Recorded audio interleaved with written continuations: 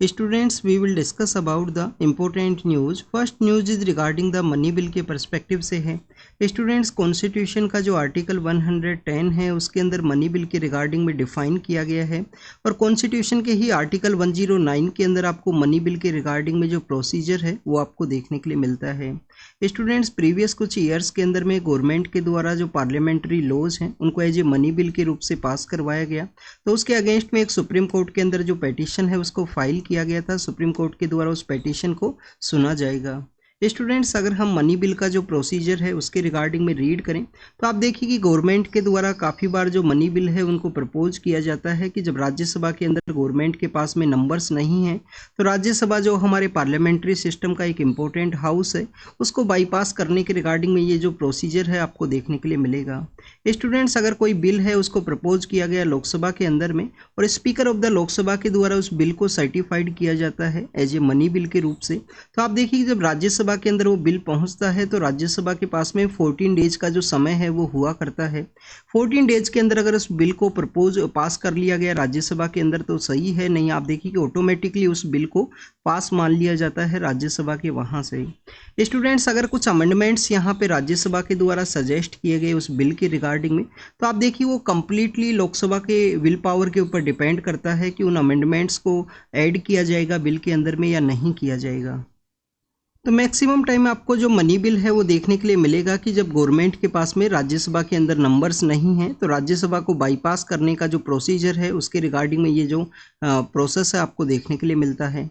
Students, क्या UPSC के द्वारा मनी बिल के रिगार्डिंग में क्वेश्चंस पूछे गए हैं? आप देखिए कि रिसेंटली जो प्रीलिम्स 2024 का पेपर कंडक्ट हुआ तो प्रीलिम्स 2024 के अंदर भी यूपीएससी के द्वारा इन आर्टिकल्स के परस्पेक्टिव से जो क्वेश्चन है वो पूछ लिया गया था, आर्टिकल 109 आर्टिकल 110 के पर्सपेक्टिव से। तो आप देखिए कि आपको जो आर्टिकल्स हैं, जो इंपॉर्टेंट आर्टिकल्स हैं उनके बारे में भी जानकारी होना चाहिए।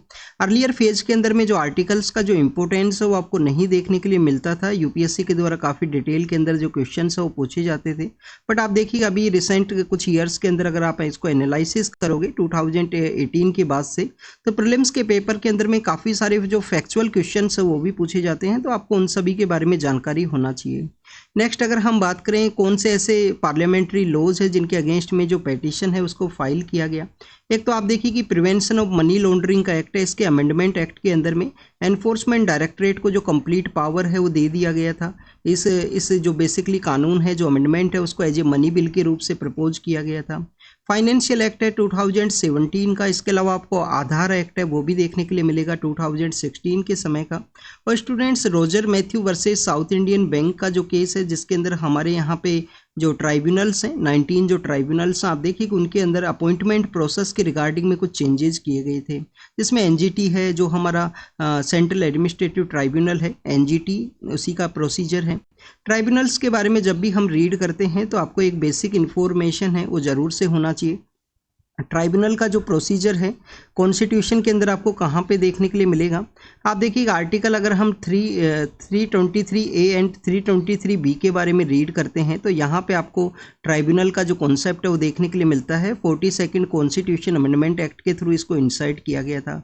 इन्हीं आर्टिकल्स के थ्रू समय समय पे जो ट्राइब्यूनल है उसको कॉन्स्टिट्यूट किया जाएगा, जिसके अंदर एनजीटी है जिसको कि 2010 के समय कॉन्स्टिट्यूट किया गया था। प्रिंसिपल ऑफ नेचुरल जस्टिस के ऊपर ये वर्क किया करता है। और आप देखिए ऑस्ट्रेलिया एंड न्यूजीलैंड के बाद में इंडिया एक कंट्री है जिसके अंदर में आपको स्पेशलाइज जो इन्वायरमेंट के रिगार्डिंग में जो एक ट्राइब्यूनल है, जो कोर्ट है, वो आपको देखने के लिए मिलेगा। तो आप देखिए कि Roger Matthew versus south Indian bank के केस के अंदर में इस तरीके से जो मनी बिल के रूप से प्रपोज किया गया, जो अमेंडमेंट्स प्रपोज किए गए उसके रिगार्डिंग में यहाँ पे पिटीशन को फाइल किया गया। 7 जज बेंच को पिटीशन है उसको रेफर किया गया सुप्रीम कोर्ट के द्वारा और अब उसको सुना जाएगा सुप्रीम कोर्ट के द्वारा, जो parliamentary laws as a money bill के रूप से पास किए गए। नेक्स्ट, अगर हम बात करें यूएसए के बारे में है, आप देखिए कि यूएसए के जो फॉर्मर प्रेसिडेंट है और प्रेजेंट समय में प्रेसिडेंशियल इलेक्शन के रिगार्डिंग में कंटेस्ट करने वाले हैं, तो उनके पर्सपेक्टिव से ये है कि उनके ऊपर एक अटैक किया गया था। उसी अटैक के रिगार्डिंग में वहाँ का जो इन्वेस्टिगेशन का जो एजेंसीज हैं उनके द्वारा आप देखिए कि क्या मोटिव था उस पर्सन के द्वारा, क्यों यहाँ पे अटैक किया गया। तो मोटिव एक मेन रीजन है किसी भी जो क्रिमिनल जो इन्वेस्टिगेशन एजेंसीज हैं उनके रिगार्डिंग में कि वो एक्ट किसी पर्सन के द्वारा अगर किया गया है तो उसके बिहाइंड में क्या मोटिव है, क्या यहाँ पे कोई साइकोलॉजिकल आइडियोलॉजी उसको प्रोपोगेट करना था या उनका कोई यहाँ पे रीजन है। तो उन सभी सभी के रिगार्डिंग में यहाँ पे इन्वेस्टिगेशन चल रहा है, उसके बारे में मेंशन है। नेक्स्ट अगर हम बात करें कावेरी वाटर के बारे में है, तो आप देखिए कि कावेरी वाटर के बारे में मेंशन ये किया गया कि तमिलनाडु के जो सीएम हैं उनके द्वारा ऑल पार्टी मीटिंग है उसको बुलाया गया है। ये जो टॉपिक है कावेरी वाटर का जो टॉपिक है वो आपको कंटिन्यूस न्यूज़ के अंदर देखने के लिए मिलेगा। तमिलनाडु के द्वारा इस समय डिमांड किया जाता है क्योंकि वहाँ पे जो मानसून है वो आपको अक्टूबर एंड नवंबर के मंथ के समय देखने के लिए मिलेगा। और कर्नाटका के द्वारा आप देखिए कि बताया जाएगा कि मानसून कम है, मानसून से कम वाटर रिसीव हुआ। तमिलनाडु को जो मानसून है लेटर फेज के अंदर मिलेगा तो कम उनके द्वारा पानी है वो रिलीज किया जाएगा। इस तरीके का आपको समय लास्ट ईयर भी इसी तरीके का जो टॉपिक्स है वो कंटिन्यूस न्यूज़ के अंदर में थे 3-4 मंथ्स के रिगार्डिंग में। और आप देखिएगा अभी इस ईयर भी आपको ये जो टॉपिक्स हैं वो न्यूज़ के अंदर देखने के लिए मिले हैं। नेक्स्ट अगर हम बात करें जगन्नाथपुरी के बारे में है, 9 डेज का एक रथ यात्रा है उसको निकाला जाता है जगन्नाथपुरी के। वहाँ पे आप देखिए कि कौन वहाँ पे जो लॉर्ड जगन्नाथ हैं उनका वर्शिप किया जाता है। इसके अलावा बलभद्र हैं, बलभद्र के अलावा जो सुभद्रा हैं जो लॉर्ड श्री कृष्णा का ही आप देखिए कि डिफरेंट फॉर्म के अंदर में लॉर्ड जगन्नाथ का जो वर्शिप है वो आपको देखने के लिए मिलेगा वहाँ पे जगन्नाथपुरी के वहाँ पे। तो स्टूडेंट्स अगर हम इस रथ यात्रा के बारे में रीड करें तो आप देखिए कि जगन्नाथपुरी के वहाँ पे एक मंदिर एक गांव है रघुराजपुर नाम का एक गांव है। रघुराजपुर गांव के जो आर्टिस्ट जो यहाँ पे आर्टिस्ट हैं उनके द्वारा बेसिकली जो पट हैं, जो पट्टाचित्रा नाम का एक पेंटिंग है उनको प्रिपेयर किया जाता है जगन्नाथपुरी के रिगार्डिंग में। इसको हेरिटेज विलेज के रूप का जो स्टेटस है वो भी दिया गया है। रघुराजपुर नाम का जो गांव है, यहाँ पे अगर हम बात करें रथ के बारे में, जिन रथ को यहाँ पे 9 डेज का रिगार्डिंग में ये जो यात्रा आपको देखने के लिए मिलता है, तो आप देखिए कि ये जो रथ हैं ये वुड के बने होते हैं। एक स्पेशल ट्री है उसको चूज किया जाता है, उन्हीं से जो रथ है उनको फॉर्म किया जाएगा आर्टिस्ट के द्वारा। और यहाँ पे हर साल का ये जो आपको जो रिचुअल है, जो कल्चरल फेस्टिवल है वो आपको देखने के लिए मिलेगा। कावेरी के बारे में यहाँ पे हमने रीड किया तो आपको यहाँ पे बेसिक इन्फॉर्मेशन कावेरी के बारे में जो ज़रूर से पता होना चाहिए। ब्रह्मगिरी हिल्स हैं, ताल कावेरी नाम की जगह है जहाँ से ओरिजिनेट करता है। और उसके बाद में आप देखिए कि केरल के अंदर उसका ट्राइब्यूटरीज फ्लो किया करता है, बट केरल भी यहाँ पे जो कावेरी वाटर का डिस्प्यूट है उसके अंदर उसको एज ए पार्टी के रूप से माना गया है। पुडुचेरी भी इसका पार्ट है क्योंकि पुडुचेरी भी जो वाटर है उसको रिसीव करता है। पुडुचेरी का जो कराईकल का जो रीजन है, कराईकल पुडुचेरी के बारे में अगर हम रीड करें तो आप देखिए कि पुडुचेरी हमारे कंट्री के डिफरेंट पार्ट्स के अंदर में सिचुएटेड है। स्टूडेंट जो बेसिक पुडुचेरी है, पुडुचेरी के अलावा आप देखिए कि उसका एक पार्ट है कराईकल। एनआईटी कराईकल आपने अगर आप इंजीनियरिंग के एग्जाम्स दिए होंगे तो आप जानते होंगे एनआईटी का जो पुडुचेरी का जो एनआईटी है वो कराईकल के वहाँ पे सिचुएटेड है। तो पुडुचेरियन जो कराईकल हैं ये कहाँ पे हैं? तमिलनाडु के अंदर में। आपको यहाँ पे एक माहे है और यनम है वो आपको देखने के लिए मिलता है। तो आप देखिए माहे और यनम है वो आपको केरल और आंध्र प्रदेश के वहाँ पे देखने के लिए मिलेंगे। तो ये पुडुचेरी के बारे में था। पुडुचेरी के बारे में आपको ये पता होना चाहिए कि 14 जो कॉन्स्टिट्यूशन अमेंडमेंट एक्ट है उसके थ्रू इसको इंडिया के अंदर में एज ए यूनियन टेरिटरी के रूप से ऐड किया गया था। नेक्स्ट अगर हम बात करें ट्रेड के पर्सपेक्टिव से है, हमारा जो एक्सपोर्ट है वो यहाँ पे इंक्रीज हुआ है स्टूडेंट्स, एक्सपोर्ट इंक्रीज हुआ है। बट आप देखिए कि हमारा जो इंपोर्ट है वो भी डबल इंक्रीज हुआ है। इस वजह से आपको ट्रेड का जो डेफिसिट है वो देखने के लिए मिलता है। डेफिसिट का मीनिंग क्या है कि हमारा जो एक्सपोर्ट है वो लेस है, इंपोर्ट हमारा ज़्यादा है। ट्रेड जो हम कैरी करते हैं उसमें आपको जो इंपोर्ट है वो ज़्यादा देखने के लिए मिलेगा एक्सपोर्ट के कंपेरिजन के अंदर में। इंडिया के द्वारा मेजरली क्या एक्सपोर्ट किया जाता है स्टूडेंट्स? आपको सर्विसेज है, सर्विसेज का जो मेजरली एक्सपोर्ट आपको देखने के लिए मिलेगा। या आप देखिए कि जो क्रूड ऑयल आता है इंडिया के अंदर में, तो इंडिया के अंदर एक रिफाइनिंग प्रोसेस है, रिफाइनिंग के द्वारा काफ़ी सारी रिफाइनरीज है इंडिया के अंदर में। आप देखिए तो जो रिफाइनिंग प्रोसेस के थ्रू जो क्रूड ऑयल है उसको भी एक्सपोर्ट किया जाता है रिफाइनिंग करने के बाद में।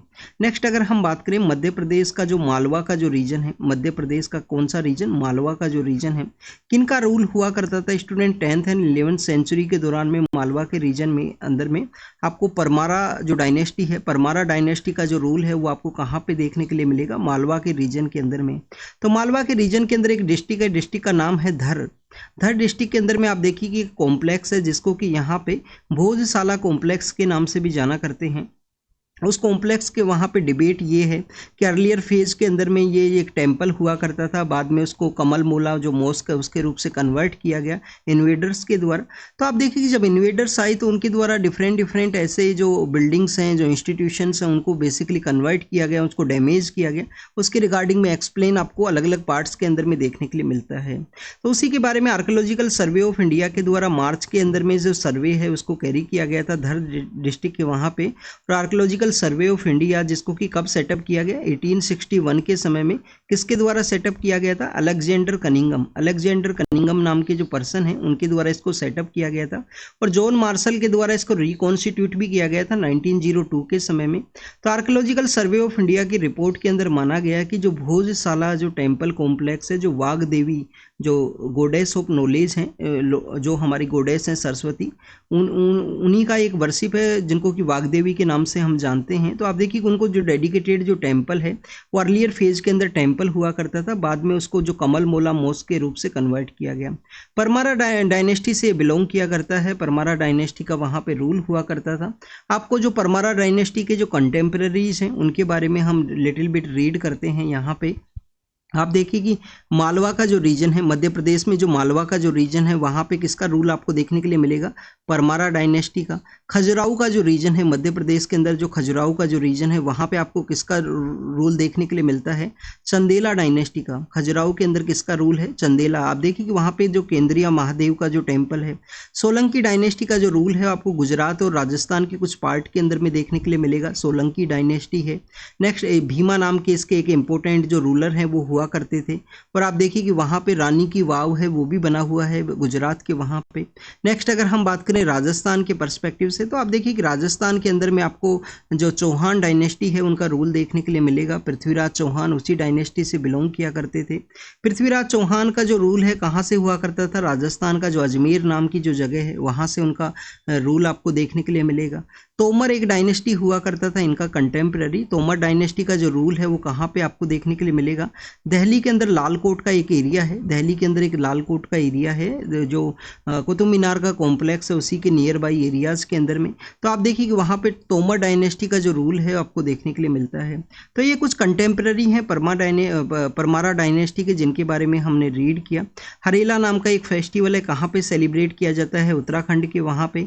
जो नेचर का वर्शिप है, नेचर के साथ में पर्सन का जो कनेक्टिविटी है उसको शो करेगा। आप देखिए कि जो हमारा मानसून का समय है इसके अंदर में काफ़ी सारे फेस्टिवल सेलिब्रेट किए जाते हैं। एक आपको तीज का जो फेस्टिवल है वो भी आपको देखने के लिए मिलेगा मानसून के समय में। तो ये कंप्लीटली आप देखिए कि नेचर का वर्शिप है। हमारे यहाँ पे कल्चर के अंदर भी नेचर का जो वर्शिप है वो आपको देखने के लिए मिलता है। राजस्थान के अंदर एक कम्युनिटी है, आप उनको नेम जानते होंगे, बिश्नोई कम्युनिटी। बिश्नोई कम्युनिटी के द्वारा आप देखिए कि गुरु जम्बेश्वर जी के द्वारा उसको सेटअप किया गया था। तो बिश्नोई कम्युनिटी के द्वारा जिस तरीके से कल्चर का वर्शिप किया जाता है तो उसी के रिगार्डिंग में हमारे यहाँ पे कुछ मानसून के समय में नेचर का जो वर्शिप है उसको शो किया गया है। जो बिश्नोई कम्युनिटी के द्वारा खेजड़ी का जो ट्री है उसको वर्शिप किया जाएगा, जो ग्रीन ट्री है उसको नहीं कट किया जाता है बिश्नोई कम्युनिटी के द्वारा। नेक्स्ट अगर हम बात करें तमिलनाडु के जो सीएम हैं उनके द्वारा एजुकेशन को क्या फिर से स्टेट लिस्ट के अंदर ऐड किया जाएगा उसके रिगार्डिंग में डिस्कस किया गया है। आप देखिए कि इससे पहले भी ये जो टॉपिक है न्यूज़ के अंदर में था जुलाई मंथ के दौरान में। 42nd कॉन्स्टिट्यूशन अमेंडमेंट एक्ट जो हमने अभी ट्राइब्यूनल्स के बारे में रीड किया फर्स्ट न्यूज़ के अंदर में, आप देखिए कि कुछ ऐसे टॉपिक्स थे, 5 ऐसे टॉपिक हैं जो किसके अंदर हुआ करते थे, स्टेट लिस्ट के अंदर में। 5 टॉपिक हैं जो स्टेट लिस्ट के अंदर हुआ करते थे, उसको किसके अंदर कन्वर्ट कर दिया गया, कंकरेंट लिस्ट के अंदर में चेंज कर दिया गया उन टॉपिक्स को। अभी कौन कौन से टॉपिक हैं ये वैसे आपका होमवर्क है, कमेंट सेक्शन के अंदर बताना ये कौन कौन से टॉपिक्स हैं जिनको कि कंकरेंट लिस्ट के अंदर में ऐड कर दिया गया था 42nd कॉन्स्टिट्यूशन अमेंडमेंट एक्ट के थ्रू में। कि एजुकेशन है, फॉरेस्ट्री है, वाइल्ड लाइफ एंड जो बर्ड्स हैं उनका बेसिकली जो प्रॉपर्टीज़ के रूप से, एडमिनिस्ट्रेशन ऑफ जस्टिस है, वेट एंड मेजरमेंट है। तो कौन कौन से ऐसे टॉपिक हैं जी आप कमेंट सेक्शन के अंदर बताना, ये आपका होमवर्क है। तो क्या एजुकेशन को फिर से स्टेट लिस्ट के अंदर ऐड किया जाएगा उसके रिगार्डिंग में तमिलनाडु के जो सीएम हैं उनके द्वारा डिस्कस किया गया है। इंडिया और नेपाल के रिलेशंस के बारे में है। आप देखिए कि जो यहाँ पे फॉर्मर जो प्राइम मिनिस्टर हैं वो फिर से पावर के अंदर आए हैं नेपाल के अंदर में। तो इंडिया और नेपाल के जो रिलेशंस है वो एक अच्छे फेज के अंदर जाएँ उसके रिगार्डिंग में डिस्कशन है यहाँ पे। अगर हम डिफरेंसेस के बारे में रीड करें तो 2015 के समय जो डिफरेंसेस हैं वो स्टार्ट होते हैं। नेपाल का जो वहाँ पे कॉन्स्टिट्यूशन असेंबली है वो फॉर्म होता है, उनके द्वारा जो कॉन्स्टिट्यूशन है उसको अडोप्ट किया गया। स्टूडेंट्स, उस कॉन्स्टिट्यूशन के अंदर में आप देखिए कि जो तराई का जो रीजन है, नेपाल के अंदर जो तराई का जो रीजन है, जिनका इंडिया के साथ में आपको cultural linkage, blood relation, marriage के जो रिलेशन है वो सब देखने के लिए मिलते हैं, क्योंकि वो इंडिया के जो नियर बाई एरियाज है तराई, वहाँ पे कनेक्टेड है। इंडिया के अंदर काफ़ी बार आपको मैरिज का भी जो मैरिज के भी जो रिलेशंस है वो देखने के लिए मिलेंगे नेपाल के तराई के जो रीजन है, इंडिया के अंदर में जो नियर बाई एरियाज है वहाँ पे। तो आप देखिए कि 2015 के समय तराई के रीजन के अंदर जो मधेसी कम्युनिटी है, मधेसी कम्युनिटी के द्वारा प्रोटेस्ट किया गया। उसी समय में एंटी इंडिया जो सेंटीमेंट्स आपको नेपाल के वहाँ पे देखने के लिए मिलेगा। इंडिया के द्वारा जो ब्लॉकेज है वो लगा दिया गया। नेपाल का जो गवर्नमेंट है उनके द्वारा बीजिंग के साथ में कुछ एग्रीमेंट्स है उनको साइन किया गया, और उसके लेटर फेज के अंदर में आपको डिफरेंट जो डेवलपमेंट है वो देखने के लिए मिलेंगे। नेपाल के जो पॉलिटिकल लीडर हैं उनके द्वारा लिम्पिया लेरा, लिपू लेक एंड आप देखिए कि जो काला पानी की जो जगह है उसके रिगार्डिंग में एक नेपाल के द्वारा क्लेम किया गया उन तीनों जगह के बारे में कि वो नेपाल के अंडर में है। उसके अलावा आप देखिए कि जो रियल अयोध्या, इस तरीके के भी जो आपको काफ़ी कुछ जो डिस्कशन है उस फेज के अंदर में देखने के लिए मिलता है। लेटर फेज के अंदर अगर हम बात करें स्टूडेंट्स, इंडिया के द्वारा भी नेपाल से जो हाइड्रो इलेक्ट्रिक प्रोजेक्ट्स हैं जो कि बीजिंग के द्वारा इंसर्ट किए गए हैं, वहाँ से जो इलेक्ट्रिसिटी का जो सप्लाई है, इस तरीके के कुछ डिफरेंसेज हैं वो क्रिएट हुए। फिर नेपाल के अंदर में जो सेकंड यहाँ पे जो डिफरेंट पर्सन है वो पावर के अंदर में आते हैं। इंडिया और नेपाल के कुछ रिलेशंस है वो आपको एक अच्छे फेज के अंदर जाते हुए दिखते हैं। वो इंडिया का विजिट के लिए भी आए थे, उज्जैन के अंदर लास्ट ईयर उनके द्वारा विजिट भी किया गया था। बट आप देखिए कि फिर से कुछ डिफरेंसेज हैं वो क्रिएट होते हैं, जो वहाँ पे जो कुछ प्लेसेज हैं जिसके ऊपर नेपाल के द्वारा क्लेम किया जाता है, जो कि इंडिया के अंदर में है। काला पानी नाम की एक जगह है, लिम्पिया जो लिपू लेक नाम की जगह है, और आप देखिए कि लिम्पिया दूरा नाम की वो जगह है। ये तीन जगह है जो उत्तराखंड के अंदर में है जिनके ऊपर नेपाल के द्वारा क्लेम किया जाएगा। तो यहाँ पे डिस्कस ये किया गया है कि जो भी डिफरेंस है इंडिया और नेपाल के, उनको रिजोल्व करने का ज़रूरत है। इंडिया का जो नाइबर फर्स्ट का जो पॉलिसी है उसको अडोप्ट करने का ज़रूरत है, और एक दूसरे के जो कल्चरल रिलेशंस हैं, जो यहाँ पे गवर्नमेंट के जो अफेयर्स हैं उसके अंदर इंटरवेन ना किया जाए। जो पंचशील का डॉक्ट्राइन है कि एक दूसरे के जो अफेयर्स हैं उसके अंदर में यहाँ पे इंटरवेन है वो नहीं किया जाएगा। यहाँ पे एक्सट्रीम हीट के बारे में डिस्कस किया गया कि 2023 का जो ईयर है वो काफ़ी हीट रहा। बट आप देखिए कि 2024 के अगर हम समर के बारे में रीड करें तो समर के अंदर जो टेम्परेचर है वो कंटिन्यूस इंक्रीज हुआ। अब जब भी टेम्परेचर इंक्रीज होगा या क्लाइमेट चेंज के कुछ इम्पैक्ट आपको देखने के लिए मिलेंगे, तो आप देखिए कि उसका जो इम्पैक्ट है आपको सीनियर सिटीजन हैं, चिल्ड्रंस हैं, जो वुमेन्स हैं, उनके ऊपर आपको देखने के लिए मिलेगा। तो यहाँ पे एक्सट्रीम हीट का जो इम्पैक्ट है वुमेन्स के ऊपर मोर देखने के लिए मिला है, उसके बारे में डिस्कस किया गया। डिफरेंट सेक्टर के अंदर वुमेन्स को यहाँ पे कैटेगराइज किया गया है कि आप देखिए कि जो अनरेगुलेटेड मार्केट है, इनफॉर्मल मार्केट है, उसके अंदर जो वुमेन्स वर्क किया करते हैं एज ए स्ट्रीट वेंडर के रूप से, या डिफरेंट वर्क उनके द्वारा कैरी किया जाता है। तो आप देखिए कि वो यहाँ पे मोर एक्सट्रीम हीट है उनके द्वारा फेस किया गया, मोर वल्नरेबल पोजीशन के अंदर में है। जो वुमेन यहाँ पे हाउस जिनके द्वारा संभाला जाता है, हाउस के अंदर वर्क किया जाता है, तो आप देखिए उनको भी यहाँ पे मोर वल्नरेबल सिचुएशन के अंदर बताया गया है कि उनके द्वारा एक्सट्रीम हीट है उसको फेस किया गया है। जेंडर गैप के बारे में भी डिस्कस है कि इंडिया का जो बॉटम से 18 रैंक है वो आपको जेंडर गैप के अंदर देखने के लिए मिलेगा। तो कंप्लीट डिस्कशन है। यहाँ पे आप देखिए कि रूरल वुमेन के बारे में डिस्कस किया गया कि उनके जिनके द्वारा मनरेगा के अंदर वर्क किया जाता है, उनके द्वारा हीट स्ट्रोक्स है उसको फेस किया गया। जो रूरल वुमेन यहाँ पे बेसिकली आप देखिए कि जिनके द्वारा जो ट्रेडिशनल हमारे यहाँ पे चूल्हे के थ्रू जो खाना है, फूड है, उसको प्रिपेयर किया जाता है। तो आप देखिए कि जो ट्रेडिशनल जो फायर का जो कॉन्सेप्ट है उसके रिगार्डिंग में उनके द्वारा जो मोर हीट है उसको फेस किया गया। जो हमारे किचन्स हैं वहाँ पे बेसिकली आप देखिए कि आपको कूलिंग का जो कॉन्सेप्ट है वो नहीं देखने के लिए मिलेगा। तो उसी के रिगार्डिंग में डिफरेंट वेज के अंदर डिस्कशन है। स्टूडेंट, जब भी क्लाइमेट चेंज का इम्पैक्ट आपको देखने के लिए मिलेगा, मोर वल्नरेबल हैं, वुमेन्स हैं, चिल्ड्रंस हैं, सीनियर सिटीजन्स हैं। वुमेन्स किस तरीके से हैं आप देखिए कि ड्राई एरिया है, सपोज कीजिए वाटर का अवेलेबिलिटी नहीं है, तो मैक्सिमम जो हाउस होल्ड का जो वर्क है, फूड प्रिपेयर करना है, फूड के रिगार्डिंग में वाटर को कलेक्ट करना है। तो हमारे कंट्री के काफ़ी कुछ ऐसे एरियाज है जहाँ पे वाटर कलेक्शन के रिगार्डिंग में वुमेन्स के द्वारा काफ़ी सारा जो डिस्टेंस है उसको ट्रेवल किया जाएगा। एक डिस्टेंस के लिए वो जाएंगे, वहाँ से वाटर उनके द्वारा कलेक्ट किया जाएगा और फिर आप देखिए कि वो अपने घर के लिए वापस से लौटते हैं। तो काफ़ी बार ऐसा रिपोर्ट रिपोर्ट्स के अंदर में या एडिटोरियल्स के अंदर आपने रीड किया होगा, उनका काफ़ी सारा जो समय है वो वोटर कलेक्शन के अंदर ही चला जाता है। तो आप देखिए कि ये बेसिक एमिनिटीज़ हैं। क्लाइमेट चेंज का जब भी इम्पैक्ट होगा, एडवर्स जो क्लाइमेटिक कंडीशंस होंगी, तो जो वल्नरेबल सेक्शन है उसी को मोर एक्सट्रीम वे में उनको फेस करना होगा। इंडिया और रसिया के बारे में है। आप देखिए कि रिसेंटली जो 22nd जो डिप्लोमेटिक समिट है उसके अंदर डिस्कस किया गया था कि जो अपनी नेशनल करेंसी है उसके अंदर ट्रेड है उसको कैरी किया जाएगा। जिस एजेंसी के द्वारा इंडिया और रसिया के अंदर जो पेमेंट्स है वो रिसीव किए जाते हैं, उनके द्वारा बताया गया कि 2024 के अंदर में इंडिया और रसिया का जो ट्रेड रिलेशन है, जो लोकल करेंसी, जो national currency rupee and rouble के अंदर में उसका पेमेंट डबल हुआ है, वो इंक्रीज हुआ है। रिसेंटली अगर हम 22nd जो एनुअल डिप्लोमेटिक समिट है उसके बारे में रीड करें तो आप देखिए कि ट्रेड को बूस्ट करने के बारे में डिस्कस किया गया कि 2030 तक ट्रेड को बूस्ट किया जाएगा। कनेक्टिविटी को यहाँ पे इंक्रीज करने के बारे में रीड किया गया कि चेन्नई व्लादिवोस्तोक का रीजन है, international north south transport corridor है, नॉर्दर्न सी के जो ट्रेड रूट्स हैं उनको यहाँ पे रिवाइवल किया जाएगा। तो ये डिस्कशन है इंडिया और रसिया के बारे में। पार्लियामेंट के अंदर जो सिक्योरिटी ब्रीच हुआ था 13 दिसंबर के दिन में, आप देखिए कि 13 दिसंबर का ही वो डे है जब 2001 के समय इंडियन पार्लियामेंट के ऊपर अटैक भी आपको देखने के लिए मिलता है। तो सिक्योरिटी ब्रीच के उस केस के रिगार्डिंग में चार्जशीट है उसको फाइल किया गया है पुलिस के द्वारा।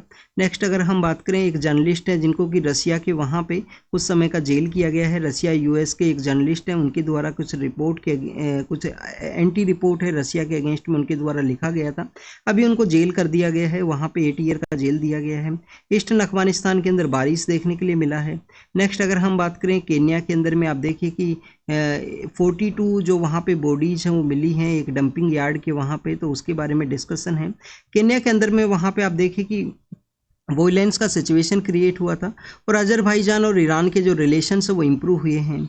आप देखिए कि ईरान का ही जो नॉर्थ वेस्टर्न पार्ट है वहाँ पे अजरबैजान का एरिया है वो शेयर करता है ईरान के साथ में। तो अजरबैजान और ईरान के रिलेशंस इम्प्रूव हुए हैं, एम्बेसी उनके द्वारा ओपन किया गया। जॉन वेंस, GD वेंस नाम के एक पर्सन है, आप देखिए कि इनको ट्रंप के द्वारा अपना एक रनर अप के रूप से चूज किया गया है। वहाँ पे जो पार्टीज के अंदर भी जो कैंडिडेट्स का एक आपको जो कंपटीशन है वो देखने के लिए मिलता है। तो this is all the information related to the today's newspaper. आप इसको रीड कीजिए, रिवाइज कीजिए, जो भी इंफॉर्मेशन आपको मिला हो उसको नोट डाउन कीजिए। Thank you students, thank you very much.